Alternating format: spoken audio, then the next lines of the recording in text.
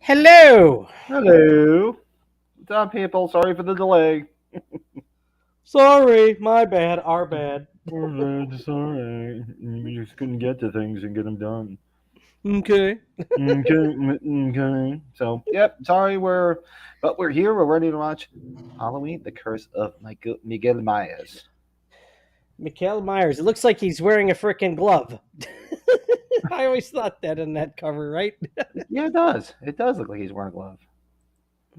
So we're going to be watching that tonight. The regular version, not the producer's cut. We'll be watching the regular household version of Myers. Yeah, we might be able to get to the producer's cut somewhere down the road, I'm sure. Yeah, we could always do it and make that another watch along somewhere down the road.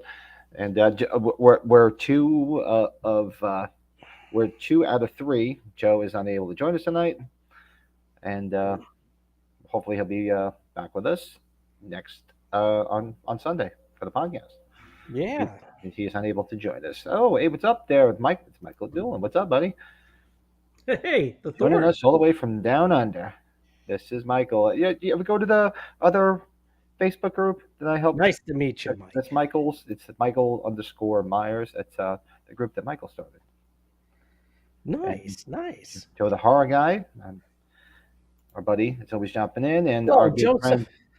good friend Colin Birdie jumped in. If those that don't know, if you guys know who Colin Birdie is, you guys know he's in Ireland. So he's this is probably the first time we've done this a watch along our podcast where you and I are in the same time zone. Yeah, it's quite rare.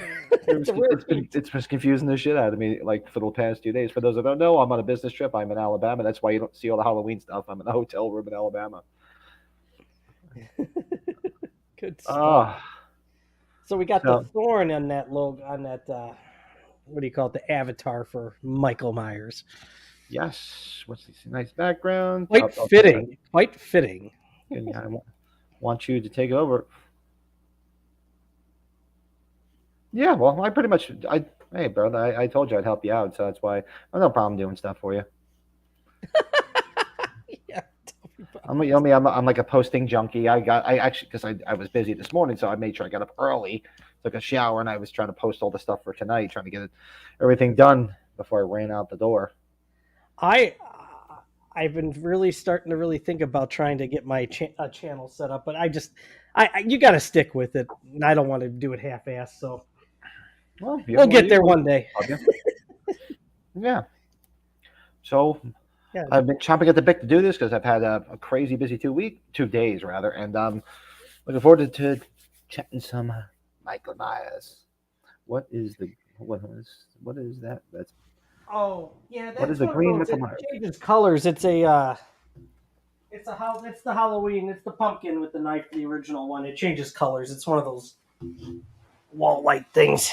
Oh, I think you have one, Pat, don't you? which one is that? I probably do. I can't check it, but I'm sure if I have it, I'll remember.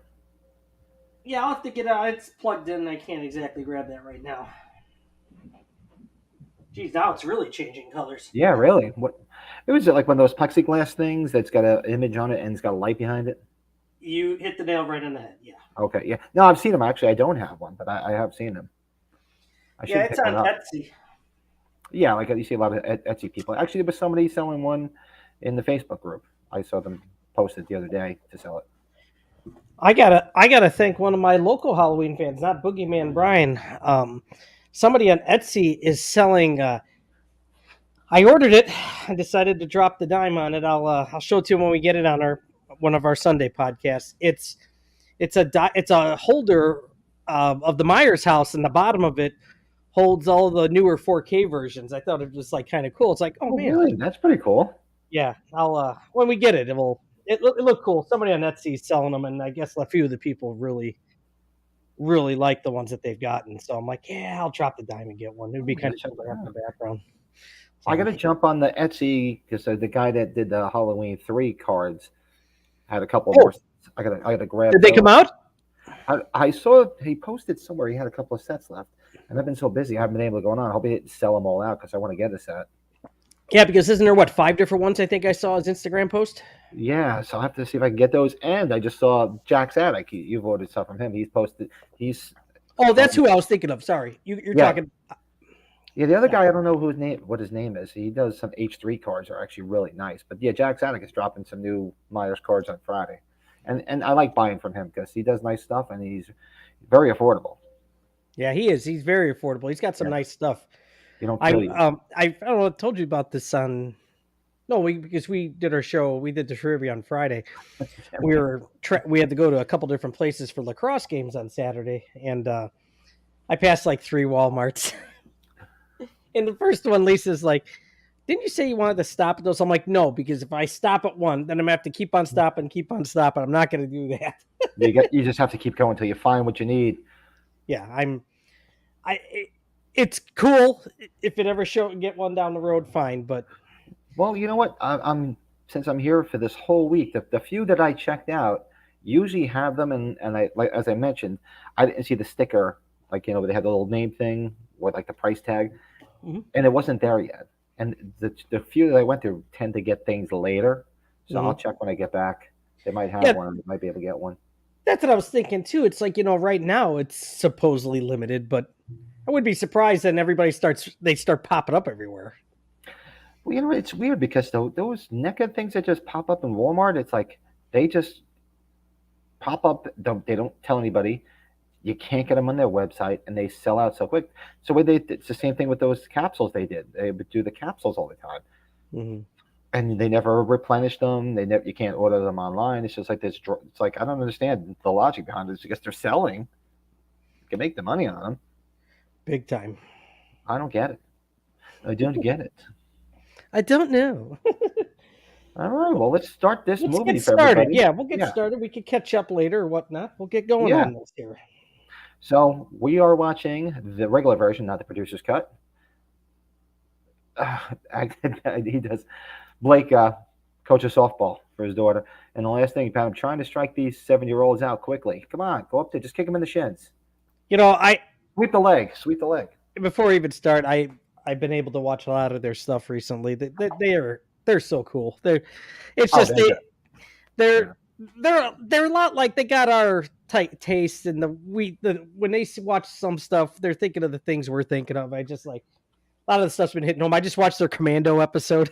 The Commando episode was great. Actually, tonight, when we're done with this, I'll probably go watch. I saw they uploaded Dawn of the Dead review.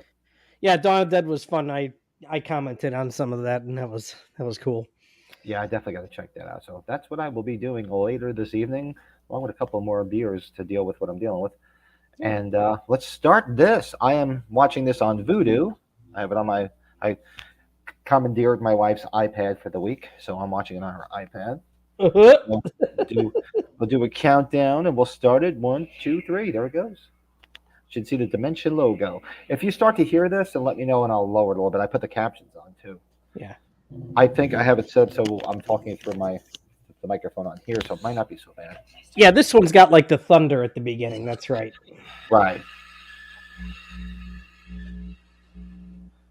Yeah, this we've talked about it before, Pat. This was very anticipating for such a long time that we had 6 years? 6 years to wait to find out who the fuck the Man in Black was. Who the Man in Black was? All the rumors. You had that rumor that Tarantino was loosely involved, and Right. right. And he didn't do anything. I mean, if you read the Taking Shape books, I mean, he was rumored to be involved, right? But it never got past the rumor stage.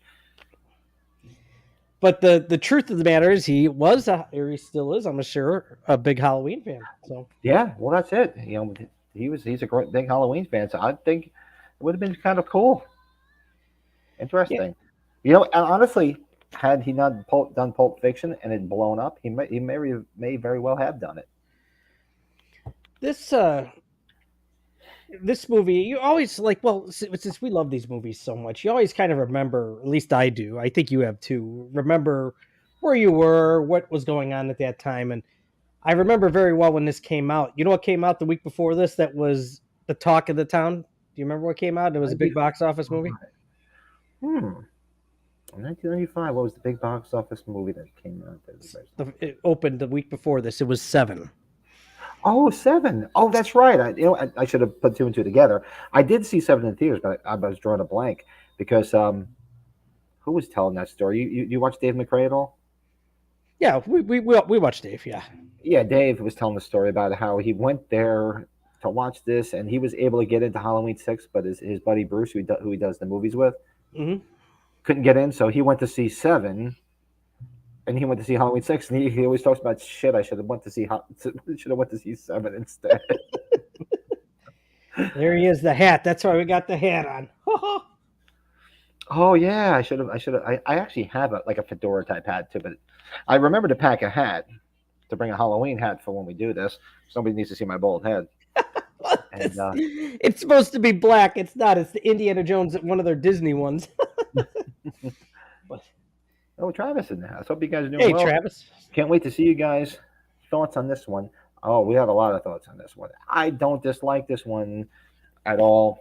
Just a lot of things that irritate me, I guess. It's a lot of creative mad chaos in this one. Yeah, I would like a hybrid of this and the producer's cut. Absolutely. That's what they need to do. A real good hybrid. Because there's some real good stuff in the producer's cut. I probably prefer the producer's cut more, but it had such just a dull ending, really, that it didn't have the chaos like their reshoots had for the theatrical ending, third act, whatever you want to call it. The ending of the producer's cut is probably my biggest gripe with the producer's cut. I mean, when you see Michael standing there, and I made sure it was the backdrop of this too, where he's standing behind a bunch of stones like a jackass. Yeah. It's like, seriously? The power of the rune stopped him. Yeah, no. But, it's cool. I like Paul Rudd anyways now. This was his first movie. Rudd. Yeah, I loved him, and he was doing it. It was? I think he was doing it simultaneously. This and Clueless. I love him in Clueless. And then he was in that one with Jennifer Aniston, "What Object of My Affection." But look, man, I love you, man. Freaking movie's hilarious, and he was in Anchorman. The Anchorman movie. He was great in Anchorman. And look at how successful he is with all this Ant-Man stuff. Oh God, yeah. Yeah, I Ghostbusters. It was outstanding. Yeah. And you know what? I get it. He's risen to become a real big star, but I've seen interviews with him. He always credits doing this as one of his first movies. He doesn't shit on it. Well, and we have our big debate discrepancy here with J.C. Brandy instead of Danielle Harris with that whole problem. Yeah, and she got a lot of shit for it, which I don't understand why. I mean, she did good for what she had to do. Yeah. If Danielle Harris was going to be in it, at least let her survive a bit longer too, which I guess she kind of did in the producer's cut. But the way she goes is just kind of where they shoot her in the head in the friggin' hospital, a la H3. Now this woman's done a couple conventions too. And this Actually, is probably one of my favorite sequels masks, Pat. I think we've talked about it. This is a great mask. I don't mind this mask. I like this mask. It was creepy. It was pretty cool as far as it didn't deviate too much from the original.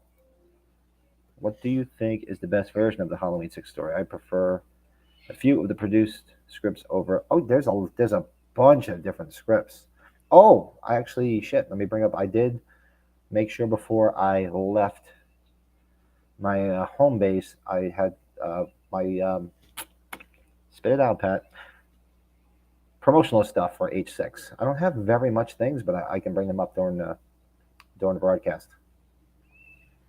I tried to get all this done before I left. Well, they talked about it in the H25, the first convention, that the cast and crew were. It was just it was an inconvenience because they were arguing all the time with the editing and how this movie was shot. We have to get for those that used to watch the podcast that Brett and I used to be on, the Halloween Collectors podcast, we had Daniel Farrens on as a guest. Yes, and he was real good. He talked to, we asked him about all the shit that went on behind the scenes. And he's a real nice guy. Maybe I'll reach out to him and see if he'll be willing to come on again. Ooh, I'm reading this here. Yeah, Travis, those Taking Shape books. Just there's so much you can learn from these. Oh yeah, I mean, come on. If you have not read the Taking Shape books, you need to. And I own them. I'm pointing to the back of me like my shit's behind me. I own them, but I've never read them because I just do the Audible because I don't have time to read. In all fairness, too, and it was talked about, I know, between this one and H2O, it would have been great if this was connected with H2O. Then once he's finding out that Laurie's alive or whatever, I think that would have been great. But yeah, I guess it's a little too overblown. Yeah, the revelation of Dr. Wynn as the Man in Black, albeit creative, because you only see Dr. Wynn for a few minutes in H1. While it was creative to go all the way back to him, very underwhelming.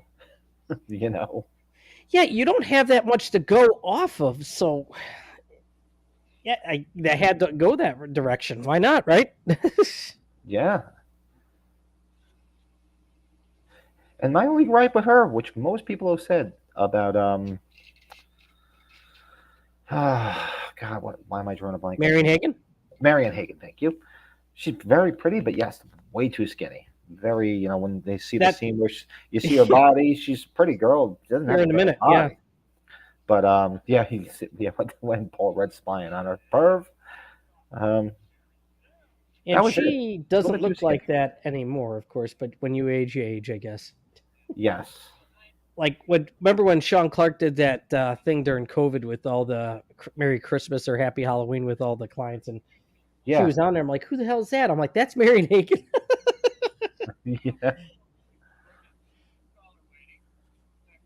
But what did she do? Pretty. She just did TV shows, pretty much. She didn't really do too many movies, right? I think she did mostly TV shows after this. I don't know any movies. I mean, I'm sure she did. I have to look up her IMDb, but I think she just did TV shows. I mean, she was very pretty. She's very pretty in the face. But a little too bony for my taste. Yeah. You know what I mean? That's just my taste. Daniel Farrens. Halloween comics do, yes, but a really fucked up way. Jake Blaster, what's up, Jake? Say what you want. This movie has some of the best atmosphere in the entire franchise, great cinematography, and a great sound. Yes. Yeah. Well, I don't dislike this movie at all. My personal taste is a hybrid of the two. There's things I would love to take from the producer's cut and put in here. Yeah, this was it was a very exciting time. I just started high school. That was my freshman year. Yeah. There is a lot of plot holes in H6, but I'm trying to describe this now. There's a couple of different scripts out there. Actually, I'm going to show one. I actually have an original script that was owned by Daniel Dan Franz, and it was given to Nicholas Grabowski because he was trying to get Nicholas Grabowski to do a H6 novelization to tie into the movie.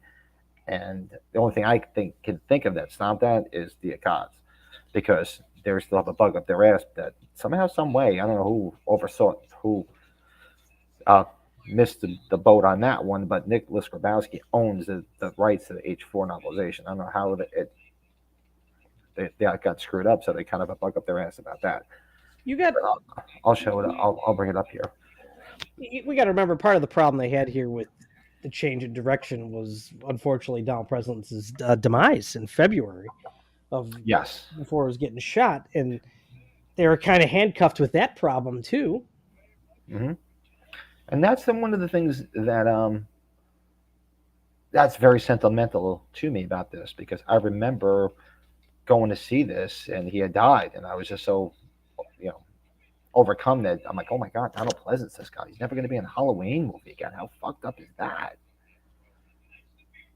Yeah, you should only shoot Halloween should be shot in the fall. There's no doubt about it. I'm reading some of these comments, Jake. Yeah, I mean, if they stuck to Dan Farron's, I should post the interview we did with him on our old podcast. I should throw it up there because I have a copy of it. But I'll reach out to him and see if I can get him on here. Maybe he's promoting something. Maybe we can get him on. I'll reach out to him. Real nice guy. Replacing Danielle Harris was a mistake. Oh, of course. And she's told the story why that happened. It was all about money. They just didn't want to pay. James, they had to. Her character had to be totally used differently for it to work with her. Even if she was in it, and if she would have been doing the same exact thing that JC Brandy here, that would have sucked. Yeah. Yeah. Don't get me wrong, it's not great, but with JC Brandy, but I think I almost prefer somebody else doing it since it was such a bad portrayal of how the character was. I mean, they not JC Brandy, but the script. It was basically verbatim what they basically gave not Danielle Harris. They basically gave Jamie Lloyd the Rachel Carruthers treatment. I don't know what they were so concerned. Let's start the movie out with her, and then they're just going to kill her off. A beloved character. Yeah, we were really hoping Dan Farron's to do picking up after the shit show. Yeah, Dan Farron's. We got to get him back on, and he had some good stuff in the original scripts, and they really cherry picked and screwed it all up. And as I mentioned, and Brett knows too, go check out Taking Shape and Taking Shape 2. Some good interviews where he said he was fighting with them all the fucking time and giving them shit. He even used at one time, I think he even says I'm surprised he didn't just throw me upset, because he was just very vocal. He told us that in an interview. Yeah. Now, I like this guy, Mitchell Ryan. He's in a handful of my favorite movies. So, from Lethal Weapon and Grosse Point Blank, but Christopher Lee, I think we talked about. I would have loved to see Christopher Lee do this role, though. This would have been something. We talked about it as our fantasy picks. Yeah. I mean, he did great. You had a couple too. Mitchell Ryan did good for what he had to do here. I mean, it was just the character he played, but yeah, that would have been great, because Christopher Lee said that real creepiness about him. Mitchell Ryan, not so much, but yeah, Christopher Lee would have been real creepy in this role. I'm trying to think who you had as him too, Dr. Wynn. I know you had another good one too. Yeah, I don't even remember. Unfortunately, I don't have all my material. I'd go back and check, but I don't remember. Yeah. See, the week that this had come out, so like we said, 7 had come out the week before. The drive-in that my parents took us to growing up, it was its last week and it closed it. So my brother and I went to see 7, and when they did double features at the drive-in, I don't know if they did at the drive-ins where you grew up. It was the second feature was a movie that had been out for months that hadn't been out on video yet, though. So it was 7 and Bad Boys. The screen behind me, Showgirls. I turned around quite a lot at that screen, man. I would be like this the whole time. It's like, guys, the movie's over here. Yeah. Did we freeze? Am I frozen? Oh, no, were you talking to somebody? I'm sorry. No, I was saying that would have been me. I would have been turned around watching the screen like this.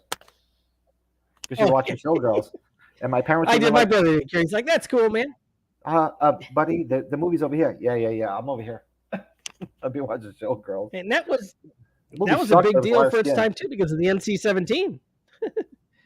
Well, that was a big deal. That wasn't even the NC-17. It was the fact that it was friggin' Jesse from Saved by the Bell naked. Yep. Elizabeth Berkley. I was like, holy crap, Elizabeth Berkley. And I used to have the biggest crush on freaking Tiffany Amber Thiessen. I was like, damn, I wanted her in the movie. Ooh. I love the when he comes down the steps there, where you get the lighting with the rain off the window glaring. Very, very cool setup of him coming down. My next door neighbor looks exactly like Mitchell Ryan. Oh, that's awesome. I would love that. I'd be calling Dr. He's Wynn. the Colonel in Lethal Weapon, right? Yeah, that's right. Ask him if he smokes, like in Lethal Weapon. Give me your lighter. Yeah, Christopher Lee would have been good. Hey, Ronnie, what's up? Snuck in the theater at 14 to watch this and was pissed. Well, Ronnie, we were the same age then. I was born in 81.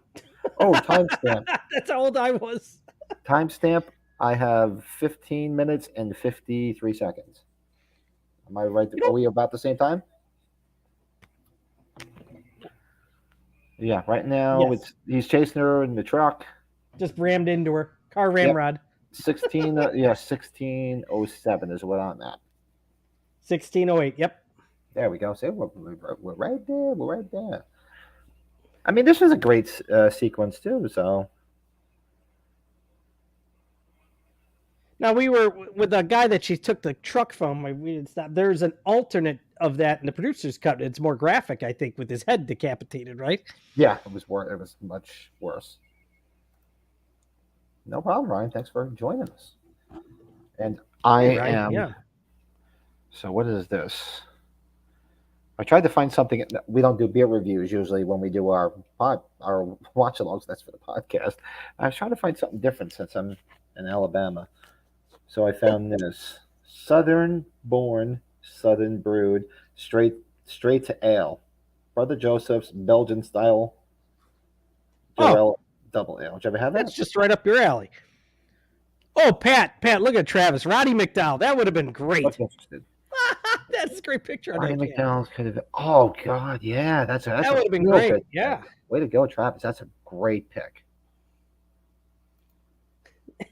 Here, make it really goofy. Make it Gary Busey. Gary Busey. Yeah, right. This scored when if you guys haven't watched it, go back. I remember this being pretty high up on my when I did my ranking. I don't dislike this movie. Yeah, of course, there's plot holes, there's things that should have been changed. It's very nostalgic for me, and I think the biggest thing is because it was the last time we got Donald Pleasance.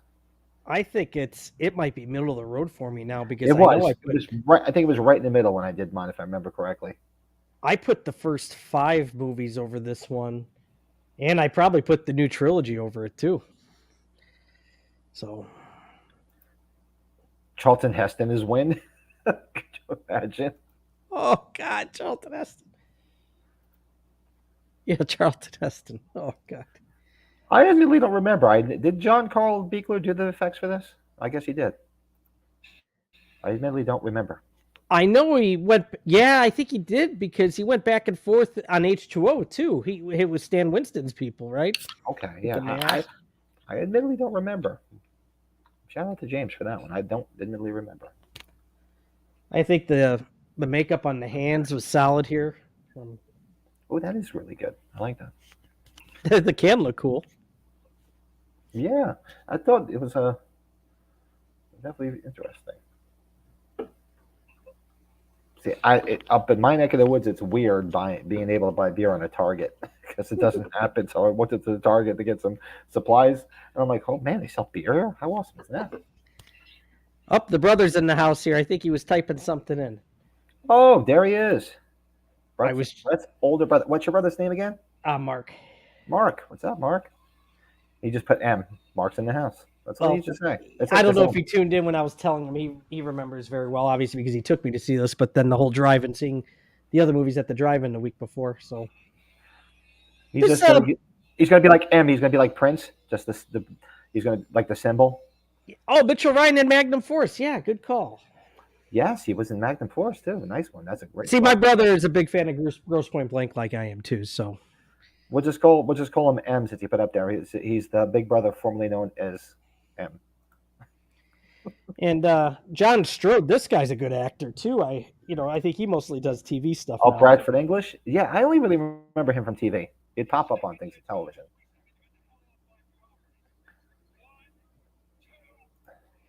This movie, aside from Zombies H2, are the unwatchable ones for me. But I love hearing people talk about the movie, especially about. Yeah, this is one of those. How can I describe it? I talk about movies that are like comfort food. Is this one of the better ones? No, for me, it's right down the middle. But it's like if it's on, I'll watch it because I enjoy it. It's like comfort food. You know how it's going to play out. You know its flaws, but you enjoy it anyway. It's like watching like a rerun of a TV show that you like. You've watched it 100 times. Do you need to watch it again? No, but if it's on, you know what? I'm going to watch it because you enjoy it. You read some of the facts on this too, or the trivia. They wanted to play H3 on the TV when he came home before the power went out. That's right. Yeah, that would have been fun. Now, Kim Darby, this is a big deal. She was big in the one John Wayne movie as a child, right? Yeah. Was that the one he won the Academy Award for? Yeah. True Grit. And I brought it up on one of the other podcasts. She was in the first horror movie I ever saw, Don't Be Afraid of the Dark. Oh, yeah. That was Kim Darby, a young Kim Darby. Now, I don't know if any of you guys watched our original podcast. We did a fantasy recasting of every single Halloween movie. We started from the beginning and worked our way up just to see what people would come up with. It was fun. I really wish I could remember what we did for this one, but yeah, and if I had my mind with handy, I would just check it out. You know what? We could always revisit that because a lot of people maybe didn't see the old podcast. I mean, for those that know or don't know, it kind of went down in flames. But that's another story. In a blaze of glory. Yeah. For those that know, you know. For those that don't know, I'm not going there. No, we're good. Yeah, John Carl Buechler was awesome, and he directed Freddy 7. Yeah. Yeah, this has great atmosphere. There's no doubt about it, especially when they go to the festival and everything. Yeah, that's all pretty cool. I do have to get a Barry Kicks Ass shirt one of these days. Barry Sims. Yeah, I have to get a Barry Kicks Ass shirt. Lee Marvin is win. Now, what did we watch with Barry Sims? It was the one Christmas movie, right? Barry Sims, yeah, he was the boyfriend in Silent Night, Deadly Night. Silent Night, Deadly Night, yeah. Yeah. When oh god, what the fuck's the girl's name? She gets impaled on the deer antlers. She's got nice tits. Oh yeah, the actress Linnea Quigley. Linnea Quigley, yeah, the dancer from friggin' Return of the Living Dead. For those that don't know, one of my biggest disappointments in my life to find out that she was wearing a bodysuit when she was naked. I was like, "That's a bodysuit." God, I used to watch that just to watch her naked. I just love the guys. Like, did you see what John Stroh did? He did like the finger pointing with the thumb up. What do they call that? Like the dick sizing point? The dick sizing point. Like, why does somebody stick their thumb up when they point? I guess because it's a gun, right? Let's see, I'm missing things in the chat here. I agree, Jake. God, this kid's got to be what, 30 now? Yeah, the atmosphere is. It feels very fall-like. It's very, very Halloweeny. Kelsey Grammer is win. We should go back and do that again. That was a lot of fun recasting the movies. That was a lot of fun. Yeah, because we only picked one. We didn't pick every single character. I think we kind of we limited what we did, right? And of course, there was always somebody. This is what's funny. We always had to have somebody that Roseanne played in a movie. That was the inside joke. Yeah, that was the inside joke. We had to stick a Roseanne in there in every friggin' movie. Oh God. I like the guitar theme. What's guitar theme? Am I missing something? Maybe I missed something. One major problem for me is the performances are so wooden and lack the charisma that's in the first 5 films. John Stroh is the only character with charisma. Yeah, you know what? They're what you'd call throwaway characters. They're fodder. They're just basically there to get killed. Like some of the characters, sort of like the template for the characters in most of the Friday the 13th. What are they there for? Because they're going to get killed. And they also went with a more representable Myers house too, in a way. like you can kind of see how it could have been the Myers house too. Yeah, it wasn't like this Gothic the cathedral. Page 5. Yeah, I mean this. You know, you could play this off as a Myers house. Even the Myers, as much as I dislike Halloween Abortion, the Myers house that could even play. You could play that one off.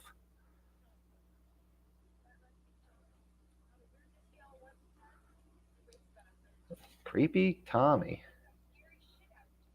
Man, Marion Hagen, she'll probably do age 45. She wasn't at age 40, but she was at the previous ones, I think. Look at this. Look at him standing there. Christopher Lloyd would have been good as when kill for me, Moody. There's that word again. Heavy. Is there a problem with a gravitational pull in the future? One of my favorite lines from the first one. All right, if you're from the future, who's the president? Ronald Reagan. The actor? The actor? That is the best. Who's the vice president? Jerry Lewis.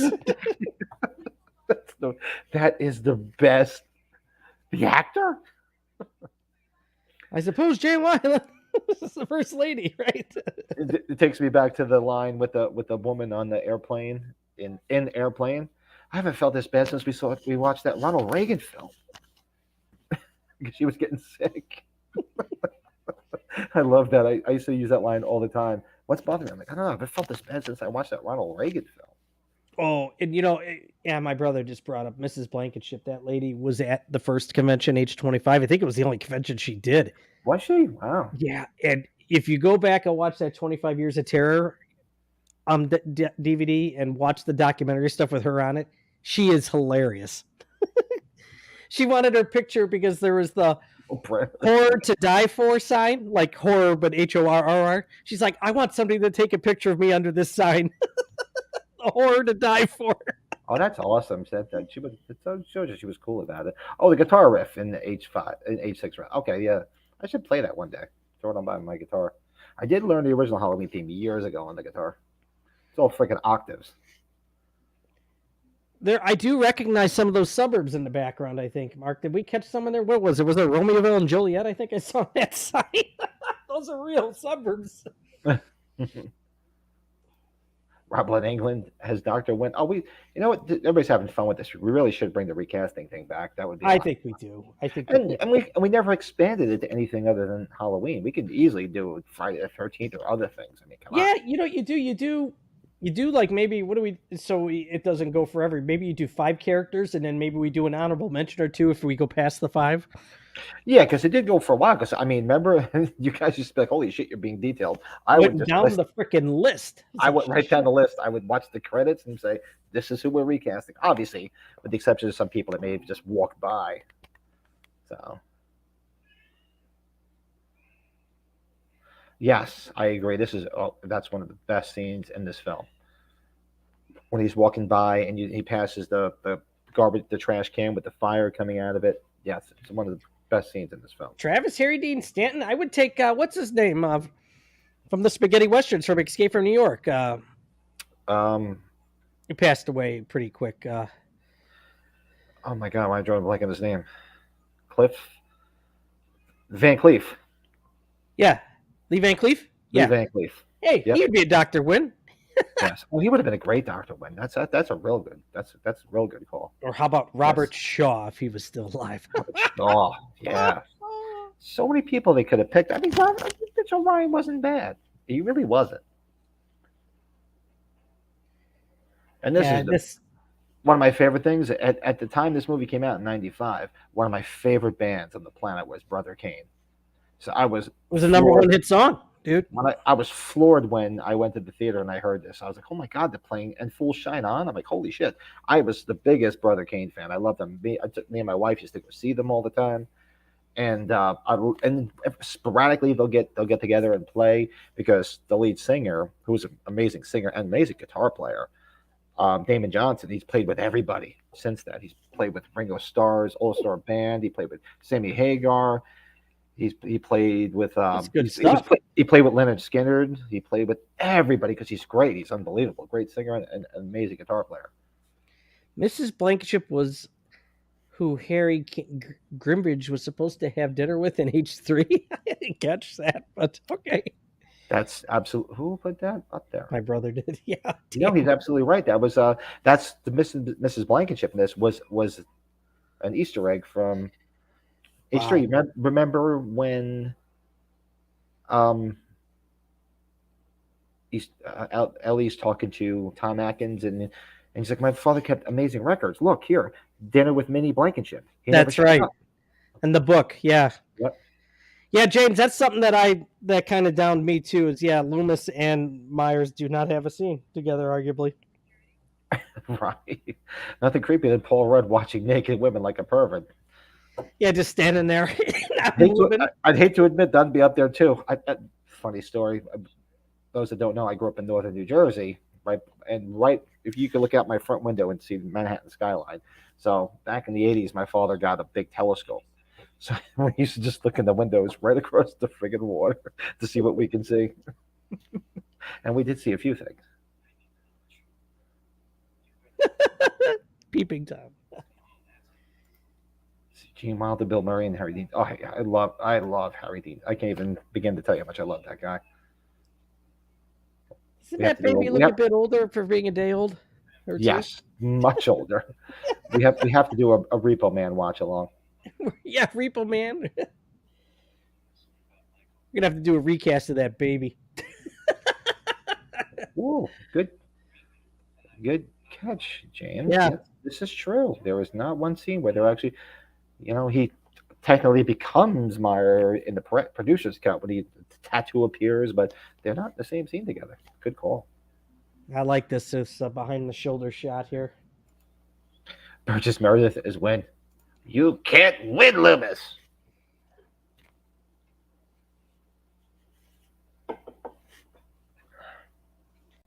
Yeah, Kim Derby's still around. She's done a few shows. Yeah, she's been around.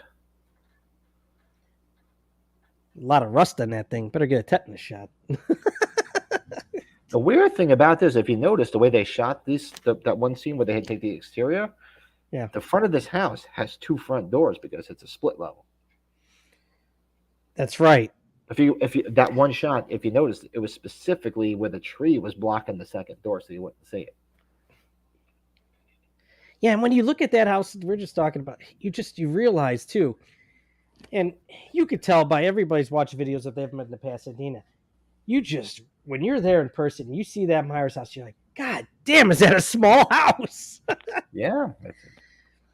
Meaning it's not that deep.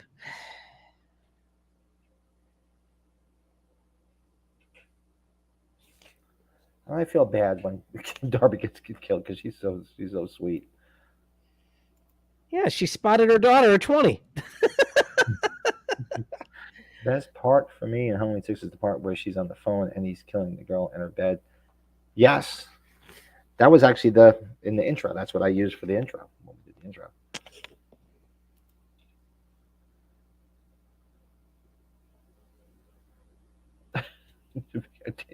That's like replaced with you son of a bitch because Winnie loves you. Total Rocky 5 reference.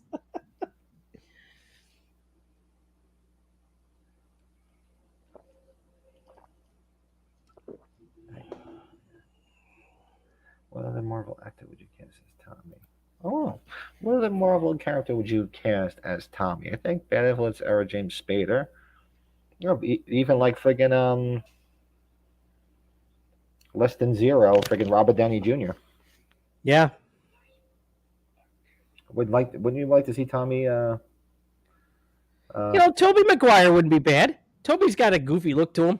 See Tommy Doyle all hopped up on coke, like he was in Less Than Zero.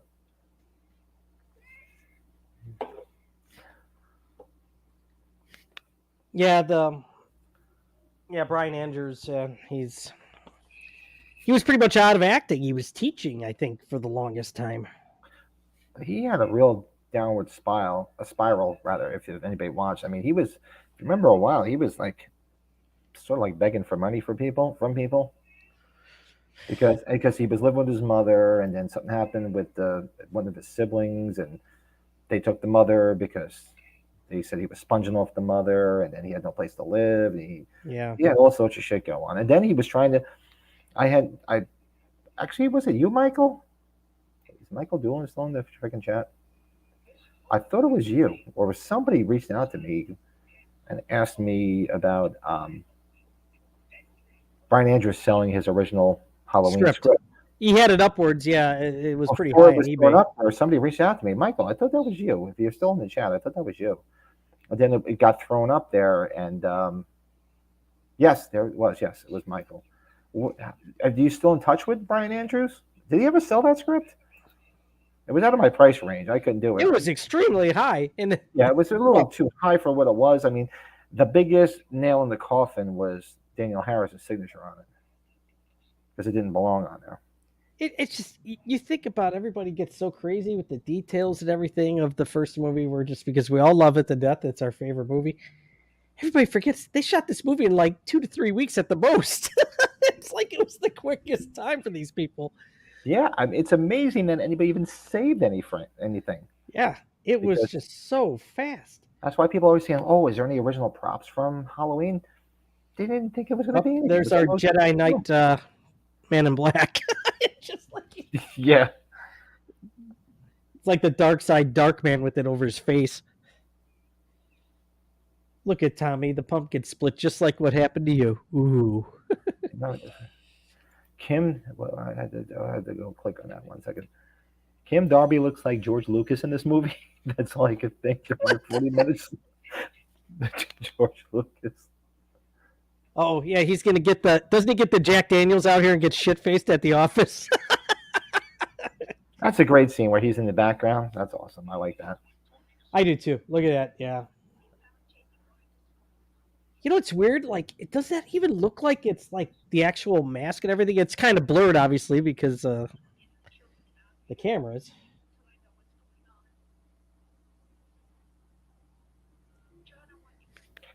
That is a cool shot with all the drapery and everything, though. When he Yeah, I mean, with the act.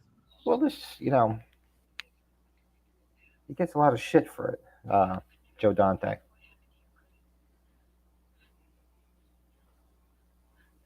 But the movie came out well for what it was. A good friend of mine that's down in Peoria, Brian Pearson. He's a guy I met at the horror indie that Jamie Lee signed at. He took a video of Brian Andrews. He was in line to meet Jamie Lee towards the end of the first day of the convention, behind Lisa, my buddy Dan, and I. Like, Really? he sends Brian. He posted the video on Facebook, and he's friends with Brian Andrews. And you see my wife and I and my buddy Dan leaving, getting our stuff signed, and then he just sits there and he talks to her for a few minutes.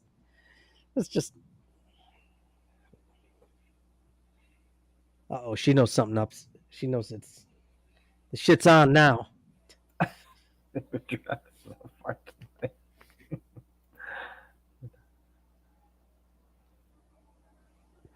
You know what? No, I agree. Ryan, I thought the casting of Anthony Michael Hall as Tommy Doyle was brilliant. It was fine. I thought, because I imagined the way he looked, I'm like, that's brilliant. That's brilliant. Only flaw was the script they gave him. It wasn't Anthony Michael Hall. He's a good actor. It was. He did what he was told to do. Pat, tell me if I'm wrong. I don't get me wrong. I would have loved Paul Rudd to come back, but wouldn't it have been weird when it's a different storyline? We're in a different universe. It would have been strictly fan service to have him come back because it really wasn't him. I mean, would it have been cool? Sure. I mean, he's a huge star now. For somebody to do that, I mean, come on. Oh, and if I had to vote, they went the right direction. They went the right direction. They did. They did. Yeah. And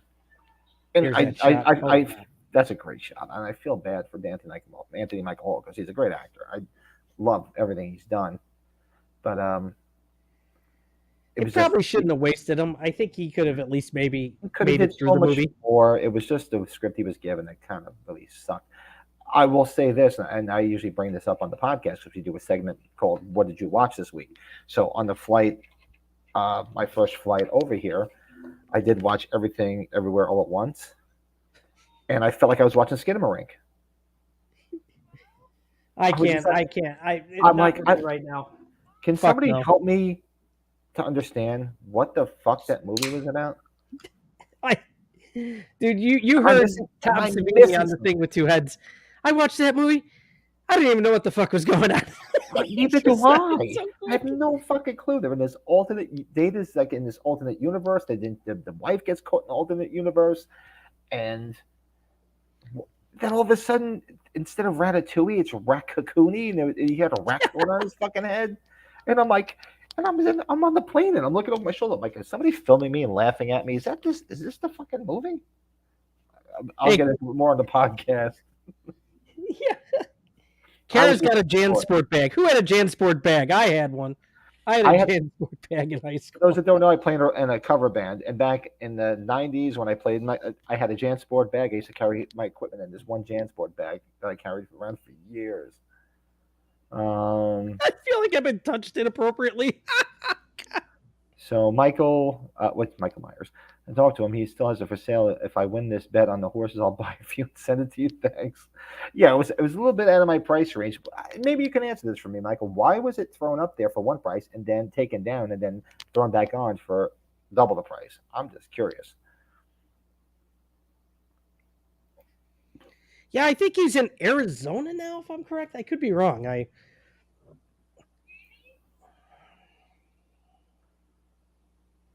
just wish him the best of health, man, right? Just all you could do. Yeah, I don't wish ill on anybody. I hope he straightens his shit out, and I'm hoping he's at age 45 because there's no reason for him not to be there. You know, he's not going to be outs with anybody. It's a great place for him to make money. He always seems to be, he's always in need of money, so it's the place to be.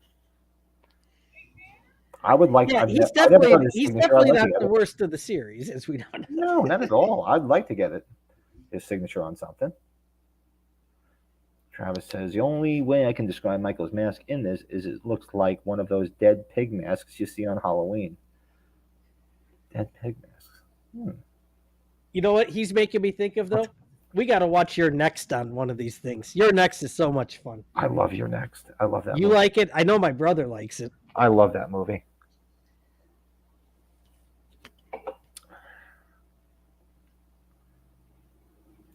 Oh, I agree, Michael. Corey taking his mask off, him in the gutter. There's a lot of things I can forgive in Halloween Ends, but that's something I just can't forgive. You know, treating him like a bitch like that. That's just no. Nope.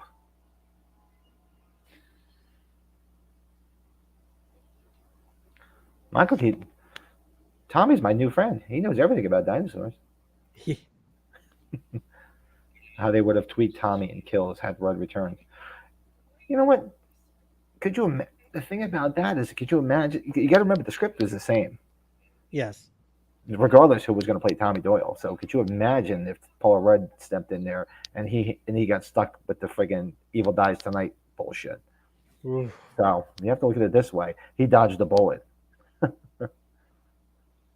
Do you know whose room this was?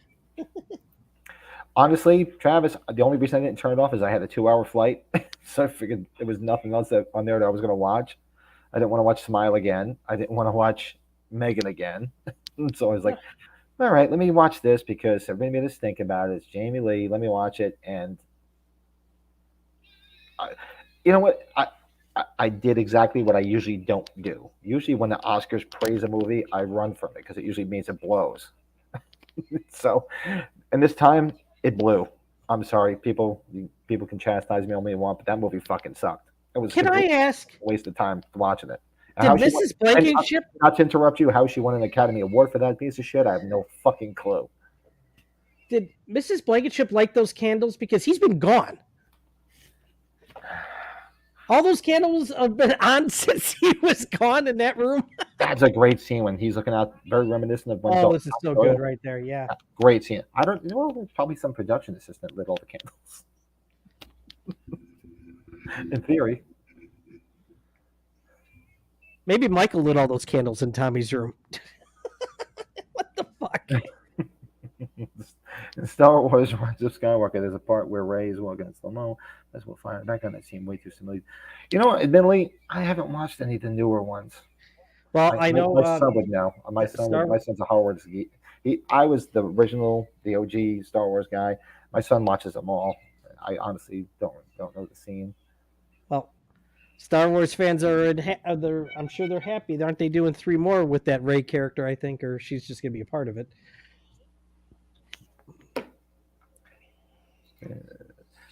He was having mental health issues and his meds messed him up. That's why he changed it. Oh, there's the ruins. Oh, there's the ruins. There are the ruins. I hope so, Michael. I hope he's at age 45. I'd like to meet him. It's a sad situation. I was hoping things straightened out. And if you talk to him, do me a favor. Tell him we wish him well. If he ever wants to come on and Absolutely. chat, well, I'd love to have him on. And I'm That's hoping he's there because I've never met him and I'd like to meet him. I'll give him money for a signature. He's earned it, and I have no problem with that. the couple times I think I met him twice. He was very gracious both times. He seems like a real nice guy. There's no reason I think, and I don't see any reason why he wouldn't be there. I mean, let's face it, Sean Clark's the man in charge, and there's no reason that he wouldn't invite him. I can't let go of these candles, Pat. I'm sorry. I'm very. He's so fascinated by the candles. I'm like, what the fuck? Well, all right. You want to go down a candle rabbit hole? You tell me that Michael Myers lit all those fucking candles in the attic of the Myers house in age 5. Yeah, Jesus. There's at least 100 candles in that. There's going to be 100 fucking candles in it. Could you see him there? How's the house not on fire? Well, not Jamie Lee Curtis. Danielle Harris mentions about the time she's like, I'm amazed that my freaking she did talk about that. Yeah, was all flammable. She's like, it's amazing I didn't freaking get lit on fire because there was so much shit.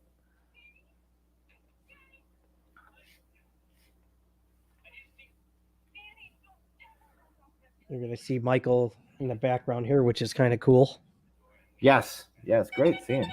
So we're just to give everybody a perspective, 46 minutes and 37 seconds is my timestamp. Tommy was a poorly written. Yes, it was. It had nothing. I'm sorry. I'll stand by it. It had nothing to do with Anthony Michael Hall. It was what they wrote for him that sucked. It was a good opportunity. I thought the casting of Anthony Michael Hall was brilliant. Just the script they wrote for him sucked. Joe's not here tonight with us, but I'll use Joe's tagline. It was straight ass cheeks. Tommy Doyle is trying to rip off John Rambo. That's like the John Rambo jacket in First Blood before he goes to jail.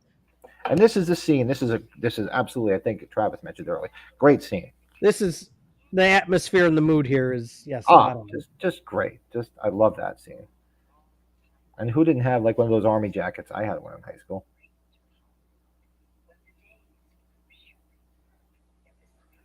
We got to believe that this. It sounds exactly like Loomis's scream at the end of this movie. Danny Bonaducci should have played Tommy in Kills. Tommy's really going to look for Danforth.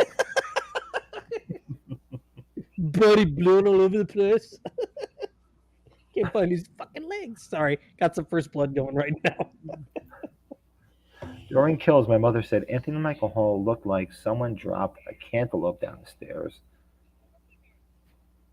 I'm not sure I understand. Help me out with that one. Wait, what was it? Travis was saying, like, during Kills, my mother said Anthony Michael Hall looked like someone dropped a cantaloupe down the stairs. His face, albeit he was a very skinny kid, and he's not heavy. He's very yes, proportionately thick. He's not heavy. He's like proportionally thick. He's got like a thick head and like no neck. It's just shoulders. Now, if any crazy autographers out there, yeah, it's so much different than when he was as a kid. Yes, his head looked like a cantaloupe. He'll sign a big autograph for you too, Anthony Michael Hall. So you have his on the Vacation poster, and what else? Wait, what was that? Oh, me? Yeah, what do you have the Anthony Michael Hall? I'm sure. I actually got him on my Kills poster besides Vacation, and remember I finally filled out my Breakfast Club poster. Oh, that's right. Yeah. I have all the kids on that one. That took what? I started that 10 years ago. Did you get the principal? Judd Nelson and Molly Ringwald were my last two I got. Did you get the principal whose name's escaping me? Paul Gleason passed away. It was unfortunate. Yeah, I know he died, so I was wondering if you got it before he passed. Freddie got fingered script. Daddy, would you like some sausage? Pat, you ever see that movie? Even if you're a Tom Green fan or not, that's a trip and a half, that movie. That's why it scares me about Ronnie and Blake. It's like they talk about all the films that people like, you watch that stuff? And I'm like, yeah. That's why I can't believe I didn't find them sooner until after the Roadhouse stuff with Slaughtered Lamb. What I told my wife shout out to all the great names are taken. Ronnie Blake. When I told my wife, she's like, "What are you doing?" I said, "I'm going to go watch a live stream of some great guys." And she's like, "What are they watching?" I said, "Doing a review of Mac and Me." She's like, Mac and Me. I know. "She's like that shitty ET ripoff." I said, "Yeah." She's like, "Why?" I said, "Because." I said, I'll get her on one day and she'll verify this because they're just as fucked up as I am. So I'm gonna go watch it. If they do one of Clifford with Martin Short and Charles Grodin, I'll lose my mind because that's another guilt pleasure. We have to. You guys want to do a movie? Go do with because I love Charles Grodin. Go do The Lonely Guy with Steve Martin. Oh yeah, and Charles Midnight Grodin, Run. If you watch it, all Charles Grodin is he's just all he wants is a rack of lamb or leg of lamb. He's like, "Come over, I'll make you a leg of lamb." And then he meets a girl. He's just like, "Can you make a leg of lamb?" That's all he cared about was a leg of lamb. Well, oh geez, I didn't realize how many buttons were out of John Strode unbuttoned in John Strode's shirt. It's like, whoa. Yeah, he's got the belly. He's got the beer belly, just like me. Well, this is also different, as we know too, in the producer's cut compared to the theatrical cut. Now, Pat, help me why it's so different. I think it's a bit more graphic, or there's a little bit more of Michael tackling or restraining him, I guess is probably the best way to say it. Yeah. It wasn't the head explosion. Yeah, there wasn't the head explosion.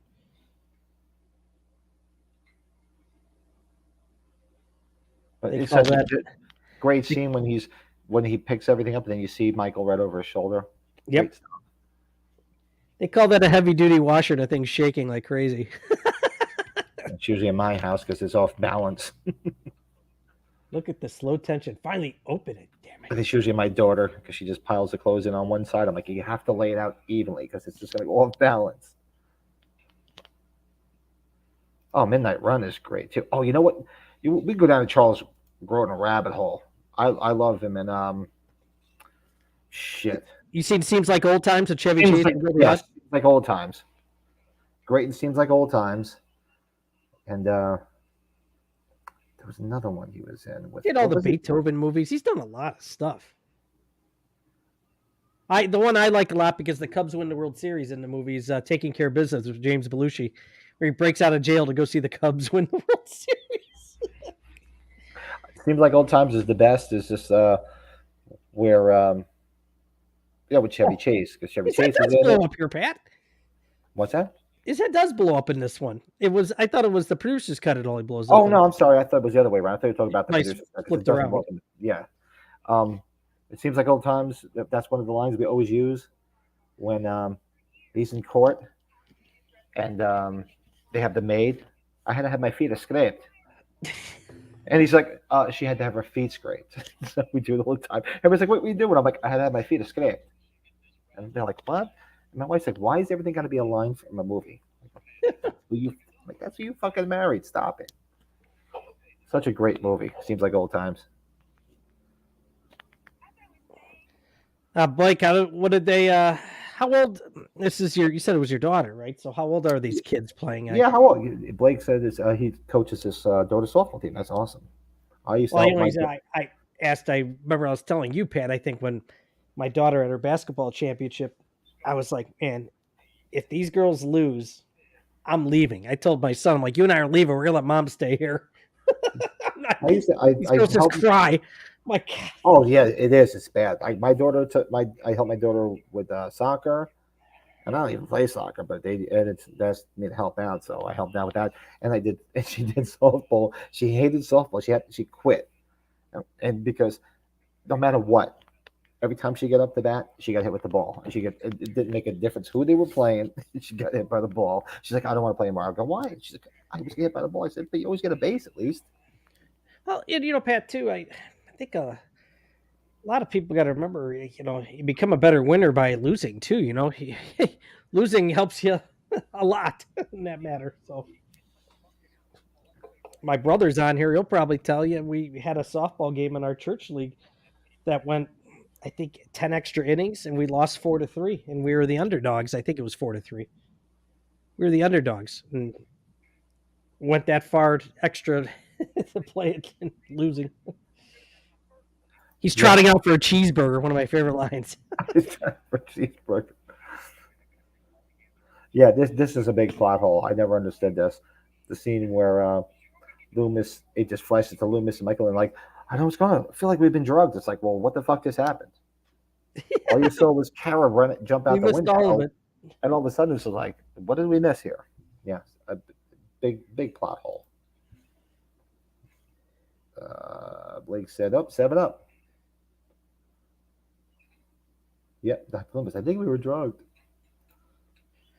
There's one now. Maybe you'll remember this when he just killed Barry, and the producer's cut after he stabs him.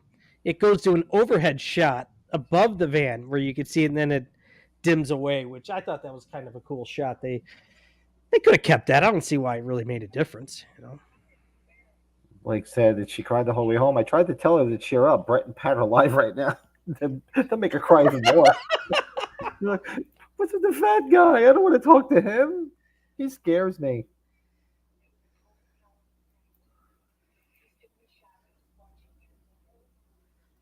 Oh, here's a good question from Travis. Travis is always on fire. Who is the best final guy? Tommy Doyle, Jesse from Elm Street, Tommy Jarvis. Tommy Jarvis is a big one because he did. What was his character in 3 of them? Well, he was in 4. Well, he was a kid. 4, 5, 6. Now, yeah, there are 3 of them. And then the other one. Wasn't he in the crystal, whatever the fan made one was? Oh, the fan made one, yeah. And honestly, can't you call Andy from Child's Play? I guess he's a final kid, but then he becomes final an adult. Kid, yeah. Or you can even say Danny from The Shining. Danny Torrance.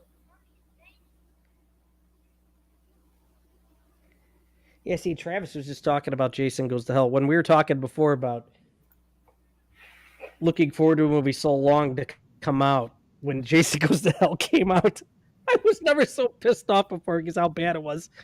They ripped off the hidden. It wasn't one of my favorites. And Travis likes it. So, hey, like I said, everything's subjective. I don't knock anybody for liking what they like. There's good parts of Jason Goes to Hell, though. There's no I like a lot of things. Believe me, I like a lot of things that people are like, dude, that sucks. It's like, well, I like it. You don't. It is what it is. We had Halloween 5 last week where we talked about it. It was like, man. Oh, look at your brother right there, Dr. Chalice. Absolutely. I agree with him 100%. Dr. Chalice, absolutely. There you go, Pat.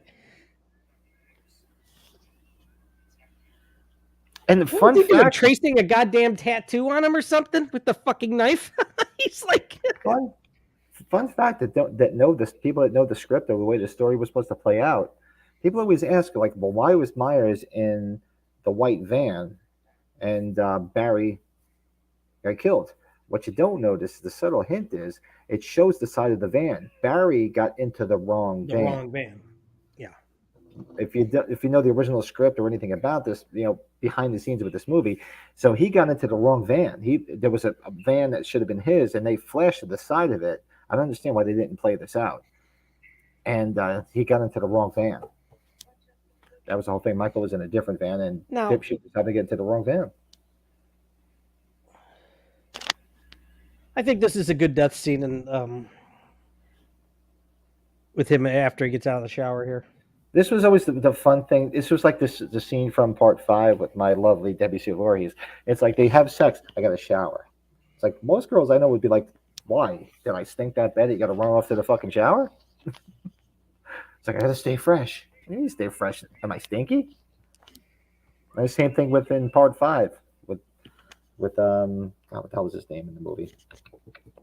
Debbie Sue's boyfriend, like they bang and he goes to jump in a lake or whatever. Oh, it's like, seriously?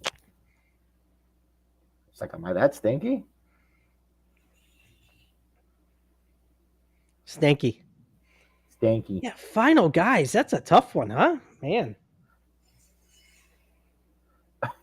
Think about it. He had big dick energy. Well, you know what? It could have went one way or the other. Either he had a big dick because she sure as shit.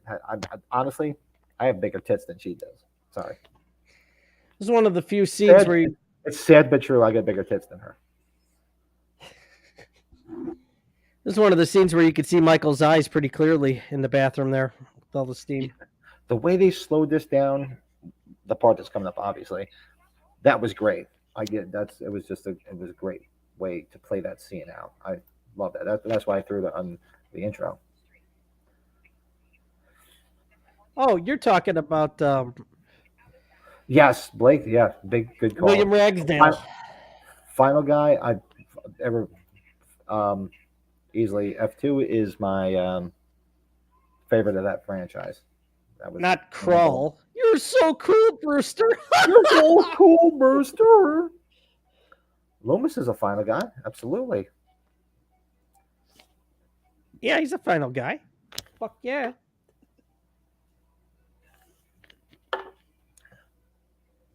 Ooh. I'm not going to call Jimmy from Halloween 2 because he was only in that one. Travis and your brother on fire. Father Karras. That's a good call for a final guy. Ah. Or Nick Castle in The Fog. Nick Castle in The Fog. Hal Holbrook would have been a great final guy in it, but he got his comeuppance at the end of that movie. Man, you got a lot that you can freaking go through. That would be like you don't know what happens to Kurt Russell supposedly in The Thing. He's kind of like a final guy with Keith David in a way. But yeah. Everybody keep this in mind because that would be a good top 5 for one of the podcasts. Yeah, I'm just going to keep on going with final guys here now. Giving some guy love tonight. Bro love. Bro. Beautiful. Yeah, this whole scenario in the Myers house plays out nice. It's lit well. It's creepy. The worst thing about these movies as I got older is I got older. Because when I was younger, like the first 2 movies scared the shit out of me. And then as you get desensitized to it, you watch it and you don't get scared. You enjoy it. Dude. I'm not saying I don't enjoy it. I love it. But it's like, man, remember those original movies you saw as a kid that scared you because you were younger and you didn't know any better? It was the unknown. Was, and nothing scares you anymore. I mean, my wife's... We're in the social media internet era, man. My wife she's the boss, so she scares the shit out of me, but nothing scares me. That feeling of being scared at a movie was awesome. Don't get older, people. It sucks.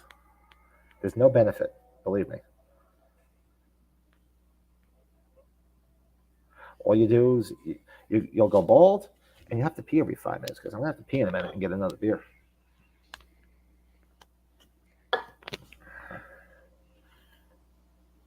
And this is a good scene, too, where she's looking at Danny, and then he says, "Mommy," and you see him in the background. See him come out of nowhere back in the room. So he was in that room all along hiding. Oh. Yeah, you can tell the beard's going to be kicking. I said Joe Dante or Joe Chappelle. When I say Joe Dante, Joe Chappelle. I mean, he did well in this film. Yeah, George Wilbur. This is just George Wilbur after. Well, you also had Michael Lerner that did a lot of stuff too. We got to remember that. Right. You can tell the scenes because Michael Lerner had a different posture, so you can easily tell. Yeah, this is the donut George Wilbur, not the H4. Yeah, no, I mean, I would never comment that anybody's weight because I'm a fat bastard. Look at me, man. Yeah, but Michael Lerner's it wasn't so much. It was the way he stood. He had this like very, very straight posture. It's like you see him standing up. Isn't that kind of crazy? Like she just found her mom dead out of nowhere there. The curse of Oscar Myers. Yeah, the curse of Oscar Myers. Yeah. Oh, Clue and Return of the Living Dead. Good call. Did we watch that movie? We watched that too, didn't we? Did we do it? I don't remember. Did we do a watch along of it? God, you talk about a fun movie. That is such a fun movie. And you got the Tommy Jarvis in that one, but he dies, the actor. I know you're out there, guys. I can smell your brains. Such a great movie. That's so nostalgic because I was a kid in high school.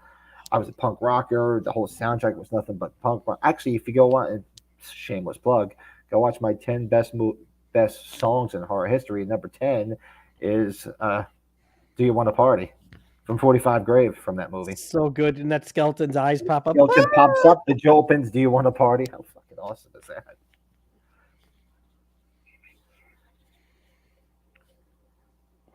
Yeah, this is effective. Do you want to party?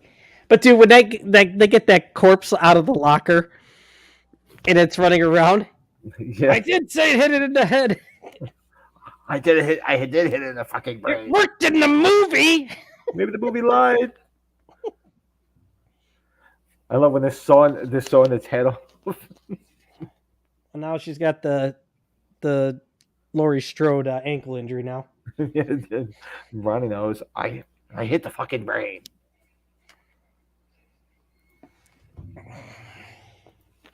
Oh, what did I? Too many buttons here. The fat, funny Uncle Michael Myers pumping on his knees. Joseph, what's up, buddy? Never too late to hang out. Oh, you're back, Joseph. Yeah, you were on there before. This is a great. I know it's an homage to the first movie still, but it's still cool. The weirdest thing. Like I'm watching the movie, like I said, on my wife's iPad, and I put the captions on so I can keep the volume low so it doesn't get broadcast. And when she's banging on the door, it says thunderclaps because she's hitting the fucking door. That's what it said. I'm like, thunderclap? What? Did you see all like the firewood next to the door? Wouldn't it have been funny if they turned around and started throwing some of the logs at him? Get the fuck away. Tony, kill for him.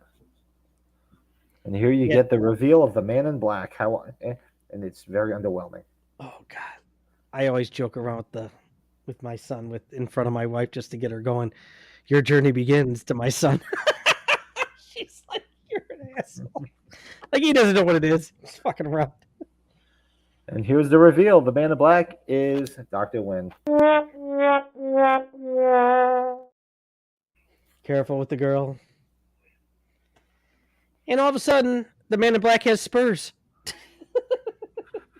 Man in Black has got spurs that jingle jangle. Where's my son when we need him? You know, it's funny. Dear. Everybody turns heel all at once here. This is like, we got double whammy Trish Stratus, Brock Lesnar here for those wrestling fans in the chat room. And here's our plot hole, as I believe Travis mentioned it earlier. Hello, dear. Hello, dear. Isn't that just funny? She just jumps out the window. Oh, I don't want to go that way. I feel this is a weird turn of sequence, right? Yeah, exactly what he mentioned before. It's just like we don't understand it. All of a sudden, it's just like, well, they took her.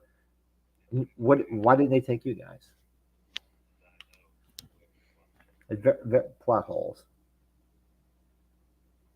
Yes, Spurs make them 100% cooler. I got Spurs that jingle jangle. First time you saw this, did you know that one?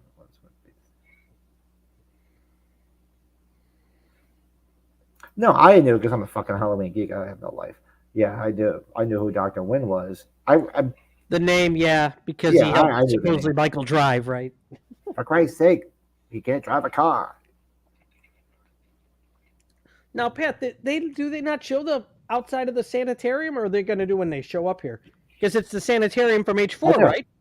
The exteriors. I think it's the same exterior. Yeah. Well, they're going to go to it here.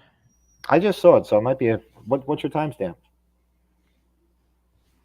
Oh, my display isn't working. How dare they? I'm at 109.08. And for those in the chat, that's where that's where I am. 109, yes. 12, 11. So now you see Tommy Doyle. Into the doors, the employee entrance. Yep.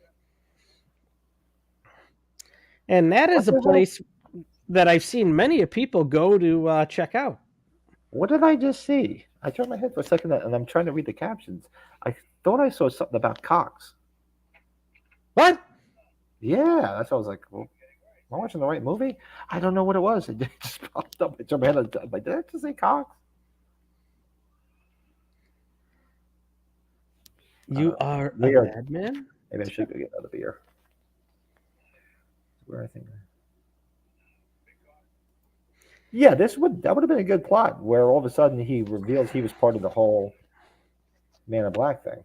Well, Would have when been they pretty good. meet in the producer's cut, where he's still got the, he's got his whole gown on and everything, I didn't mind that. I thought it was Okay. fine. Yeah, rest in Yeah, peace, George yeah, Wilbur. exactly. She didn't do the script because she didn't like the script once they didn't want to pay her. And she was getting paid the minimum because she was Act One and gone. Yeah, they leave. They say, no, the old man stay here. Yeah, rest in peace, George Wilbur. Yeah, so sad. Well, a long life. There's a lot of good stuff here. And those that don't, well, those Halloween geeks like us know the whole scene that just played out where Dr. Wynn is talking to um, Dr. Loomis. That was all pieced together scene. So, like the scene where you see the back of Donald Pleasance and you see Mitchell Ryan, that's not Donald Pleasance. That's somebody sitting in front because he was already dead. Sheriff Meeker showing up. Yeah, hobo with a shotgun.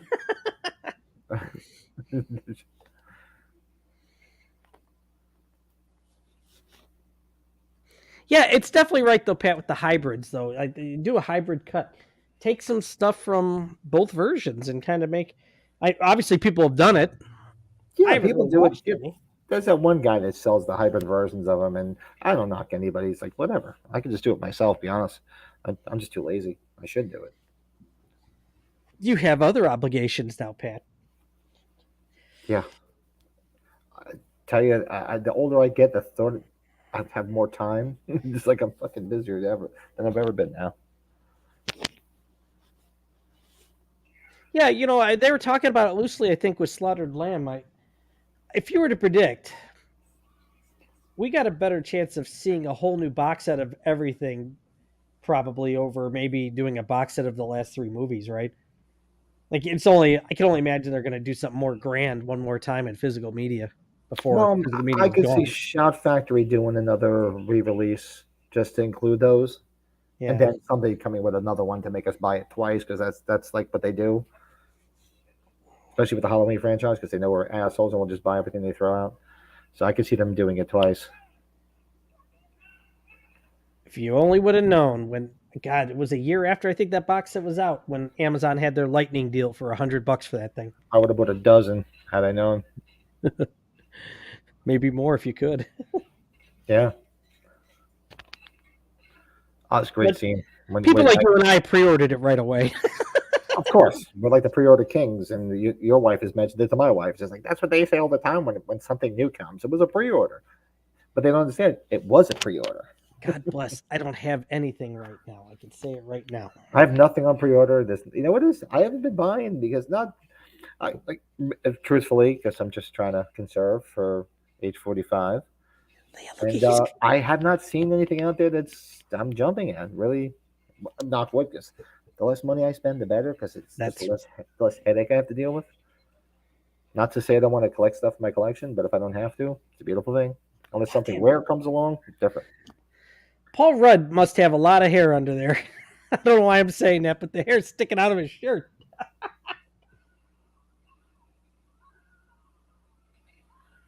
This is good when he's pulling her hair. I'm like, what if that's how she's in bed? Oh God, stop! Oh.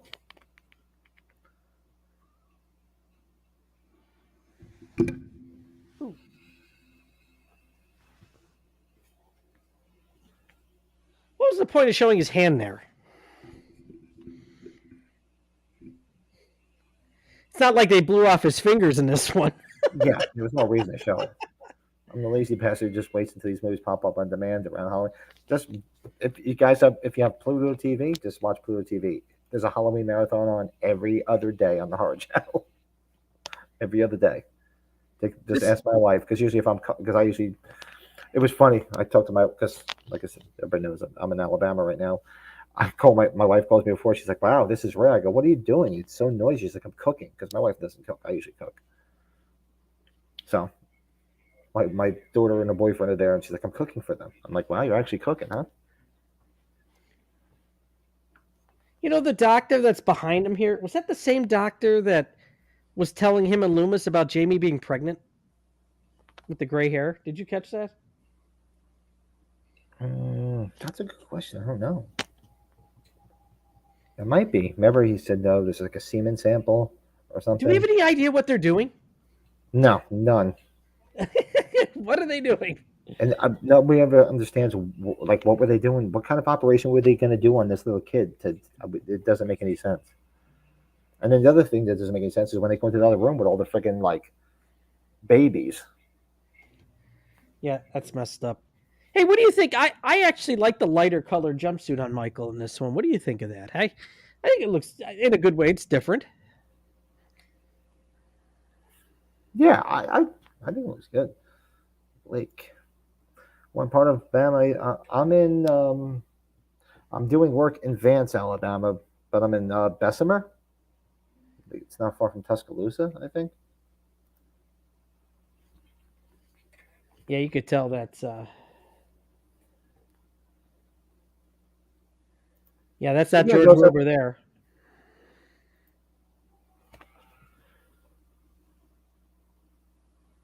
You can tell because the mask isn't filled out as much either. But it's not to say George Wilbur was heavy. He had a bigger face. He had a bigger head.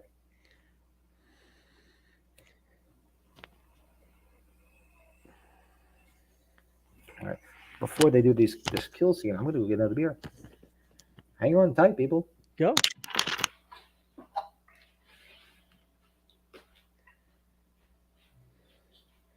Take care, Joseph. Alternate cuts that are improvements over the originals. God, see, Travis, there's parts of that new Rocky IV Stallone cut that I liked more than the regular one, but the regular one's just I grew up with that. Other cuts. See, I'm somebody I like the TV footage. It's not like a from H78. I think it's a nice touch if you watch the movie with it in there. Now, H2, on the other hand, that's just a whole bizarre other cut, that TV one. Good God. Now, this is what they wanted in the reshoots. They wanted more blood and guts and gruesome kills.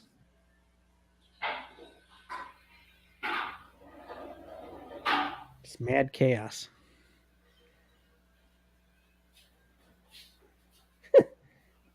It's like digging for a treasure in there. You're telling me that kid had to watch this all happening in that freaking room? Right. Yeah. So, did you say before, was he at age 25 or age 30? The kid that plays Danny? No, the only show I know of is they did a nice H6 reunion at Horror Indianapolis like a handful of years ago. It was before H40, I know. I think it was like 2015 or something like that. They had a real good reunion, though. Yeah, I like how this is shot here. Yeah, in that tunnel. Yeah. Correct me if I'm wrong. Didn't I see somewhere or one of the behind the scenes? Isn't the guy getting killed? Who the hell is the guy getting killed? He's somebody related, or there's something relevant about him. Yeah, I could be wrong. Help me out in the chat if you guys have seen it behind this. I thought it was like George Wilbur's father or something. Like it was like, and that was the big thing. Like his father was getting killed by his son or something. Something like that. It was something to that effect. I could be wrong. There's more secret passages at this hospital than Mr. Body's mansion and Clue. Fuck. Seriously.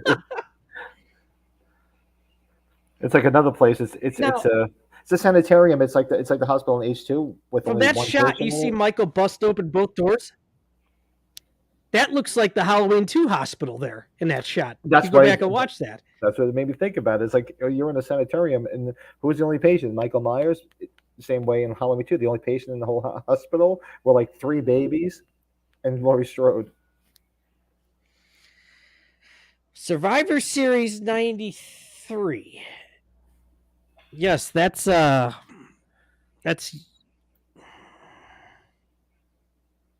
the Yokozuna or the Undertaker, where he had the frickin' red, white, and blue in his frickin' jacket. Yeah, under Lex Luger team, the All Americans, the Steiner brothers, Lex Luger. So flashback to they could have a lot of things they could have done with this movie. A lot of things. Blake, what made you want to turn on Survivor Series '93? Just a random one.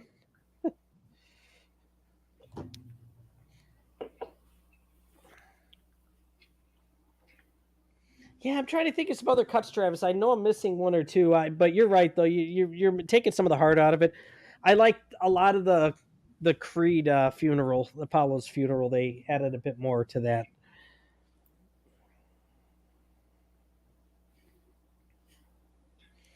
Now, do we know what green shit he's putting into Michael here? It's like Ninja Turtle ooze or some shit. It's the stuff from Reanimator. Reanimator. Doesn't it? It looks like the green shit from Reanimator. Wrestling to fall asleep. I like it. Nothing wrong with that. Yeah, Blake, I do watch-alongs with Tony Schiavone's podcast, part of his ad-free shows Patreon, and we're always watching old Nitros or old NWA WCW things, so I'm with you on that. There he goes. He just hit him with the Reanimator fluid. Yeah, you got it.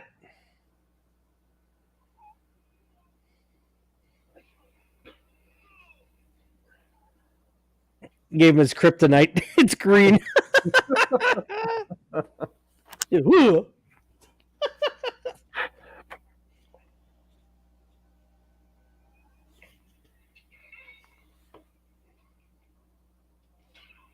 some reason, I was thinking of Men at Work right there. Charlie Sheen, Emilio Estevez. Remember when they spray the stuff in the villain's face, and then they both come by with the garbage can lids? High five! They did that to Michael. Oh, that's another one we have to put on the watch-along list. Oh, God. Love that film. My brother's still out there. He likes that film a lot, Nobody touches a man's fries. That is my favorite Keith David role. It's just he's priceless in that movie. He's so freaking psycho in that movie. I hate Rent-A-Cops, too. Let's all be nice.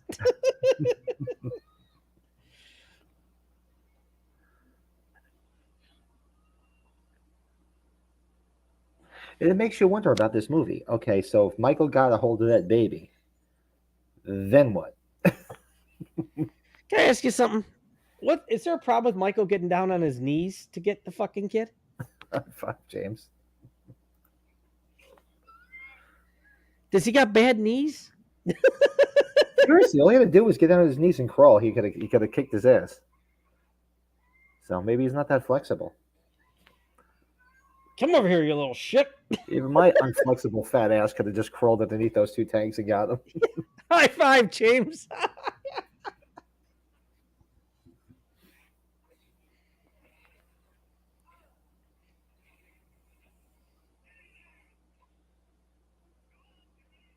Go on, get in. Get out. Get out now. Get out now. It's a 4-hour drive.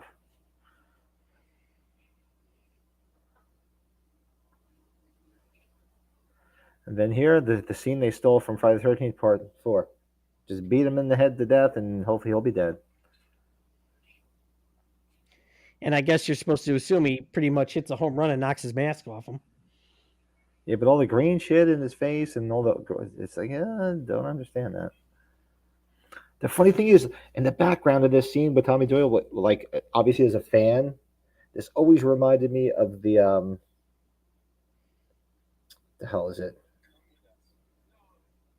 The video for AC/DC, was it Who Made Who? Maximum Overdrive. Yeah.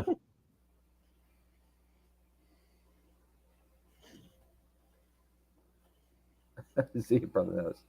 He never touched another man's he's like another version of Bernie, Travis. That's right, Mark. Never touch another man's fries. What's going on here? You've seen too much. You've seen too much. Dude, how about Charlie Sheen in that movie putting all that shit in the blender at the beginning when he wakes up? Jägermeister, fucking vitamins. He probably does it in real life these days. There's no green on that mask. I've seen Halloween novel. Yeah, that scene would have been great. I don't know why they didn't put that in the film. And that is Travis, yeah, in memory of Donald Pleasance. he would have been 102 or 103 or something like that. And then we have our God, who's invited me to a meeting now? Oh God, kill me. I am for the men at work watch along. Get home. And there we have the great Brother Kane. Yeah, Susan Swift. That's the one woman at the beginning at the sanitarium, right? Yeah. And it's like they were trying to be relevant with the songs because in this they play this, and at the end of H2O, which is next, they play was it Creed? What's This Life For? Yes. Yes, there it is. John Paul Beekler did the makeup effects. I forgot about that. I think Travis mentioned that. God rest his soul too, man. He's gone too. Yeah, cancer, man. We took him away. Yeah, and, Joe Chappelle wants nothing to do with it. He's out in limbo somewhere. Nobody knows. And what does he even do these days? He did some TV. I know he did the sequel to The Skulls, the straight-to-video. Remember that movie, The Skulls? He did the second one. Oh, God. I don't know what he's done recently, but he's from Illinois, I think, actually. Don't call Beekler or anything. I'm trying to... every time I watch and people like watching the credits, I say, I like to watch the credits because we're Halloween geeks. These people show up at conventions to see other names if I recognize anything, but yeah. Yeah, I'm great looking song, here. Yeah, great song. He's working on oh geez, he's been directing the show with what's his name here? Forrest Whitaker, his show, Godfather of Harlem. Oh, did not know that. So throw it out to everybody in the chat. And what do you think? I'd give this. I think when we did the review of it in the old podcast. Well, dude, you just have to look him up. It's nothing but TV stuff. He directed some of The Wire. Damn. I think I gave this a 7 or 6.5. I think I gave it 6.5 too, Pat. Yeah, somewhere around that. Yeah, the two garbage men. The whole thing is that tied it in nicely, Travis. They connecting the movies together, and obviously wasn't the plan that they wanted to do with Ends.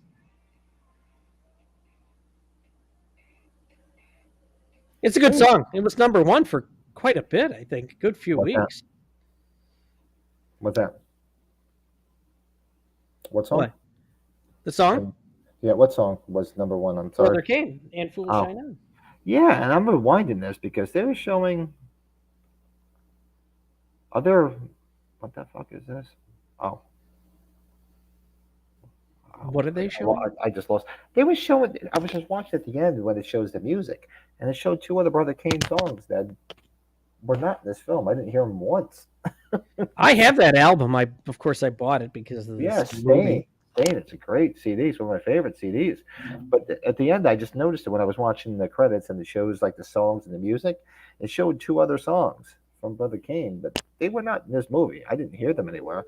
Really? If I'm wrong, but I did not hear them in this movie. I have the box set Blu-ray from the first Shout Factory box set, and they didn't put any special features besides the trailers on the regular one. So they put all the special features on the producer's cut disc, I guess. Yeah, I don't. I have to go back and. No, I know that they were not in this movie. Maybe they were supposed to be there. Maybe it's a case of they were supposed to be there, but they weren't. Like for you Kiss fans out there, if you ever seen the cover, the back cover of the Kiss concept album, The Elder, where they were supposed to make a movie out of that whole concept, and on the back it said starring Chris Makepeace, famously of Meatballs and My Bodyguard, but it never came to fruition. It never happened. So yeah, I didn't understand that. I'd never noticed that until just now. Interesting. It is quite impressive, though, Pat. You have to admit how far along before, even when Jamie Lee Curtis was signed on, how they were going to still just have him connected. Yeah. And they're like, you know what, it's just going to be too much and just scrap it. And it's funny because like I said, I watched this on my wife's iPad on Voodoo, and it has the cast and crew underneath, and there's like a picture of Mitchell Ryan, where he's probably like 20 years old.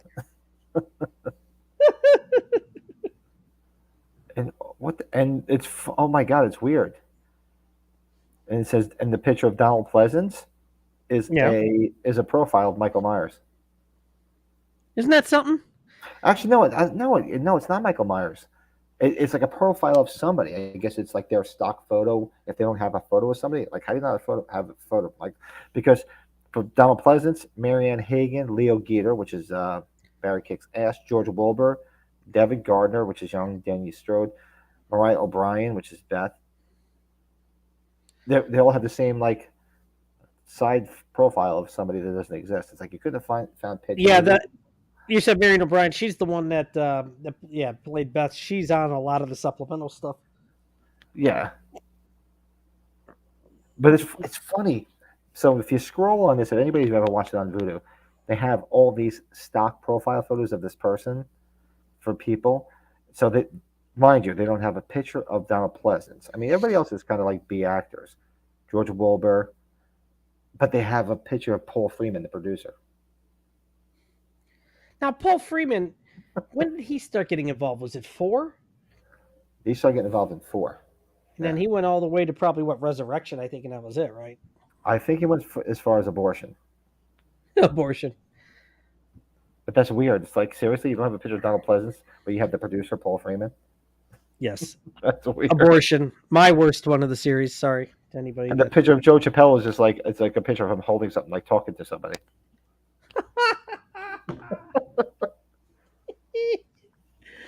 Well, this was fun, dude. I guess we'll just keep on going, right? Next week we get a lot of traction with the Halloweens right now. Obviously, it's why not? It's our thing. Let's just ride them out. Let's ride the Jesus. At this rate, we can ride out the wave until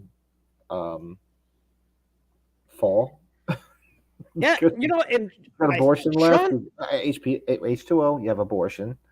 We might be able to ride this all the way out to H45. Am I wrong? Well, let's see. The rest of the movies? That's too far ahead. No, that's too many weeks, dude. It must be the straight to ale kicking in, Brother Joseph's Belgian style ale. No, you figure, well, what's left? There's H2O, there's abortion, there's the zombie movies, and then 1, 2, 3. So there's 7 weeks we have. 7 weeks. 7 more weeks of Halloween. If you thought it was going to. 7 more weeks of more the night he came home. And fans like us and fans in the chat room, it's Halloween every day. It's Halloween every day. Thanks, Blake. No, thanks, buddy. Yes, thank you, Blake. Travis. We get off here before we sign off. You want to hang out for a minute, Freddie? Well, I can hang out for. Yeah, I'm doing pretty good. So you want to hang out for a little bit? That's fine. Hey, this is great. Not only did we start this an hour earlier to help everybody out, it's also an hour earlier because I'm in the same time zone as you. So he's in the time zone. He's not in that New York time zone, the East Coast time zone. I keep looking at the time and I'm like, wow, that's right. I'm an hour behind, so I actually got more time to hang out. He's not the A1 Duke of New York time zone. It's so weird seeing that. I was like, oh my god, that's right. Because usually when we do the streams, it's like well after 11. It's like 11:30, sometimes a quarter to 12 by the time we get off. That's when we started at 10 o'clock and 9 your time. But so we moved it back 1 hour to 9 my time and 8 your time. So I'm in your time, and I'm talking fucking riddles. Yeah. If it's too early for people, if it's too late, maybe we could even go between. Fuck, we'll go fucking 8:30. Who cares? Yeah, it all hinges on you guys. Like I said, I can usually do it. I mean, even tonight it was worked perfectly. Hey, shout out to Holiday Inn Express. I honestly think the freaking Wi-Fi here is better than my house because I had no issues, and I always have a hiccup or two when I'm. No, you just miss your equipment though, like your mic and your typical camera. So. Yeah, all that shit. Yeah, I can get beyond that, and that shit. All that happy horse shit. But yeah, it's a shout out to Holiday Inn Express. I streamed everything on here, watched it on the iPad, and it's good. Yeah, I'll have to fill out when I get the survey. I say, Wi-Fi is pretty damn good. And actually usually sucks in hotels. Did you bring a thing with 2 head sticker to put somewhere? No, shit. I didn't even think of it. I should have slapped it somewhere. And I have an extra one or two of them too, because I Did I remember. tell you I finally told Sean about that? He was like, Yeah, "Why'd you do that?" I was like, "I don't yeah, know." we no, didn't we tell him? Was it when we had him on the podcast? We told him, right? I don't know if you and I just know he was I just like, remember you tell. I remember you telling him. I I think he don't was just remember. dumbfounded. He's just like, why? It's like, why not? Oh, Why good the hell God. not? Yeah, it'll be good. Well, yeah. Thanks, guys, for being on here, Pat. We'll Hey jump on. guys, thanks everybody. Yeah, we'll catch up. We'll let everybody go. Thanks everybody for You guys watching have and been great. listening. Thank you. This has been fun. Some great stuff in the chat as always, and that makes it. We love the movie, but the chat just makes it even better. There's just a lot of cool Absolutely. people bringing up a lot of good stuff, man. It's just fun shit. So we will be back. Oh shit! I never brought out all my fucking stuff. Hold on. Well, let's. You know what? Because it's earlier, I'm gonna bore the shit out of people. Hold on a second. I didn't bring up all the. We had such good conversations. I never brought up the photos of the promotional shit. Oh shit. Yeah. Do I I even can do, have anything from this? Fuck, I don't have I can anything. do it real quick. Bring up some of the stuff that I have in my collection, and we'll do that quick, and then we'll get the hell out of Dodge. See if I can do this all easily. Only five. See if it works from my company laptop, not my personal one. Let's see. Oh, Yeah, I go through. I have like the newspaper clippings from the theater sections. I save some of that shit. yeah, I do have the poster, but you probably got the poster, I think, too. yes, I do. So it's letting me do it. So we'll bore people for a couple extra minutes, and we'll get off, so to speak. We'll get off. And this is The poster. The poster right there. So I'll do it real quick. What else is this? Is an Italian Halloween 6 poster, which is awesome because it's got boobies. It's got boobies. That's a Halloween 6 Italian poster. This is my Halloween 6 35 millimeter trailer. This is my Halloween 6 US press kit, which comes with all the different slides, which you don't even see slides anymore. These are the lobby cards. This is actually a different set of lobby cards. These are all the individual photos that go along with it. Let's see what else I have. I uploaded all this stuff before I left. They had the Bama. These are Halloween 6 Italian, what they call photobuster posters. They're like lobby cards, but they're bigger. They're actually poster size. So, and watch this.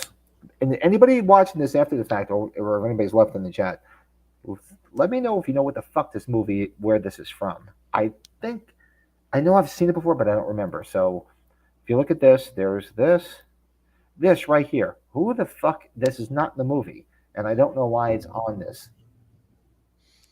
That is wild, man. And I know I've seen this movie, and I can't remember for the life of me what it is. But the little girl and the hand coming through the door has nothing to do with Halloween 6. The Italian posters and the Italian promotion stuff is weird. They always take mishmashes of stuff. Let me grab something. I'll be right back, bud. Yeah, go. They always mix things up when it comes. I'm Italian. I'm half Italian. That's why I talk with my hands. My mother's full Italian. My father's Irish and German. And all the Italian promotional stuff I have makes a mishmash of things. Like I have an Italian Locadina poster, which is like the ones that put on the wall in the theater and put the show times, and it has all the information from Halloween 4, but it's got the Halloween 5 picture. So what the fuck is with you Italians? You know, I should ask my mother. She's still kicking, that crazy Italian. So yeah, I have no. If anybody knows what I know, this is from a movie. Oh God, and I remember seeing it, and I can't remember what the fuck the movie is. It's this little girl. There's this creepy little girl and a hand coming through. Strange. Let's see what else is on that I have here. This is another Italian photobuster poster. Now this, if you guys were in the chat earlier, and we were talking about Dan Farrens, we interviewed Dan Farrens on our old podcast, the Halloween Collectors podcast, and he's a great guy, super nice, very cordial, had no problem coming on and chatting with us. So I'm going to reach out to him again and get him on this podcast just to talk to him a little bit more. So story goes, this is a Halloween 6 script, and if you read it, it's very similar to the producer's cut.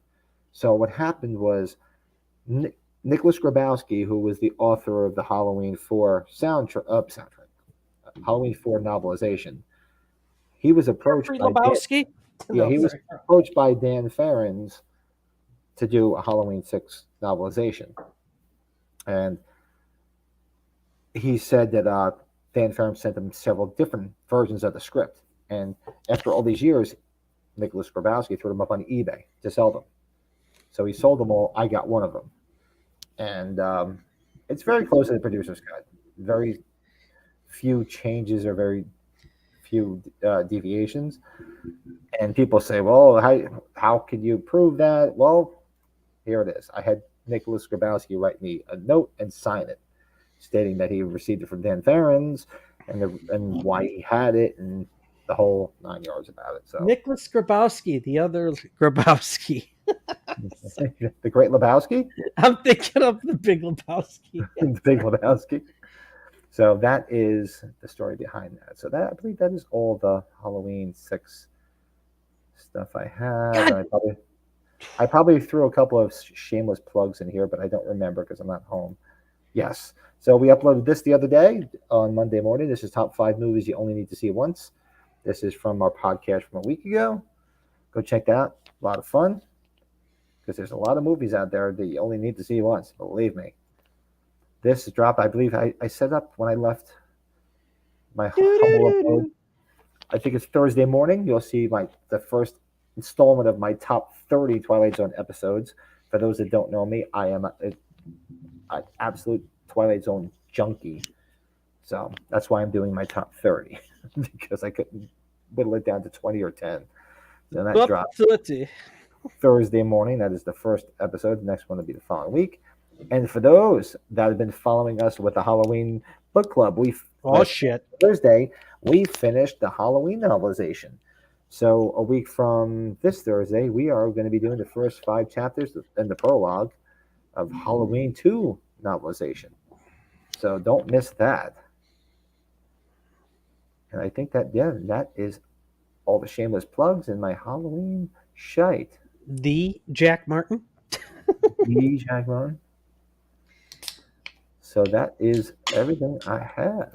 So we will be back, hopefully with Joe on Joe on Sunday, and we'll be doing our podcast. I don't know how much I'm going to get accomplished, so it might be an impromptu one. It depends on.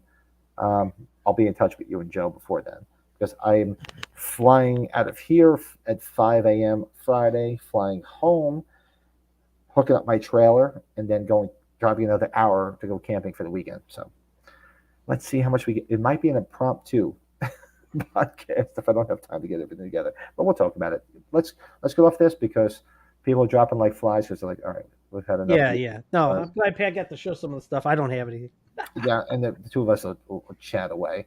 So thanks everybody for joining. It was a great chat. Thank you. And we'll see everybody on Sunday. We love you. Bye. Love you guys, man.